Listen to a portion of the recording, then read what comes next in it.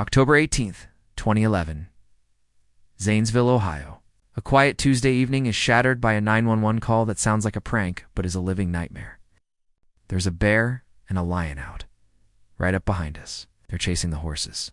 When Muskingum County deputies arrived at the Thompson farm, they didn't find a simple gate left open. They found a scene of calculated carnage. 56 apex predators, lions, tigers, wolves, and bears had been set loose, and their owner, the only man who could control them, was dead.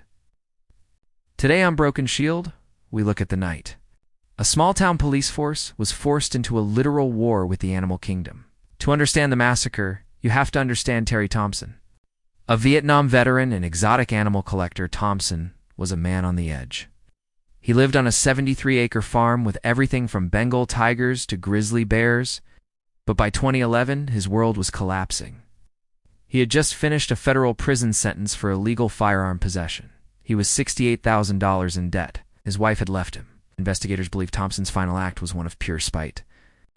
He didn't just open the cages, he cut them. He threw the gates wide. Then, he did something unthinkable. He scattered raw meat around his own body and took his own life, ensuring the predators would be drawn toward him, man toward the deputies who would inevitably arrive. As the sun began to set, Sheriff Matt Lutz faced a choice no law enforcement officer ever wants to make. The farm was less than 2 miles from downtown Zanesville and sat right along I-70. Why not tranquilize them? That's the question everyone asks. The technical reality is brutal. A tranquilizer dart takes 15 to 20 minutes to work. In that time, a 500-pound tiger doesn't go to sleep, it gets angry. It runs. In the pitch black of an Ohio autumn night, a sleeping tiger is a silent, invisible killer. With schools nearby and a major highway at risk, Sheriff Lutz issued the order, shoot to kill. It became a hunt unlike any other. Deputy Jonathan Mary later described a black bear charging him from just 7 feet away in the dark. Officers were perched in the beds of pickup guns, using sidearms and rifles against animals they were never trained to fight. One deputy described it as hand-to-hand combat with the world's most dangerous predators.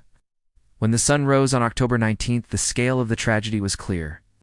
The Zanesville Massacre had claimed 48 animals. Among the dead were 18 Bengal tigers, a significant percentage of the world's remaining population at the time.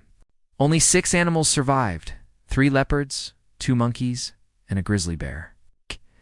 They were transported to the Columbus Zoo. A wolf was found dead later, and a monkey was believed to have been eaten by one of the lions during the chaos. The Zanesville incident changed the law forever. At the time, Ohio had some of the weakest exotic animal laws in the country. You could practically buy a lion at a flea market. In 2012, Ohio passed the Dangerous Wild Animal Act, banning the private ownership of these animals. Years later, this event served as the catalyst for the federal Big Cat Public Safety Act. Terry Thompson wanted to leave a legacy of chaos. Instead, he forced a conversation about the ethics of private zoos that is still happening today. The officers who stood on that ridge in 2011 still carry the weight of that night. It wasn't a hunt they wanted. It was a shield they had to hold. If you found this deep dive into the Zanesville Massacre compelling, hit the like button and subscribe to Broken Shield for more stories where law enforcement meets the extraordinary. What do you think? Was the shoot-to-kill order justified, or should they have tried harder to save the animals? Let us know in the comments.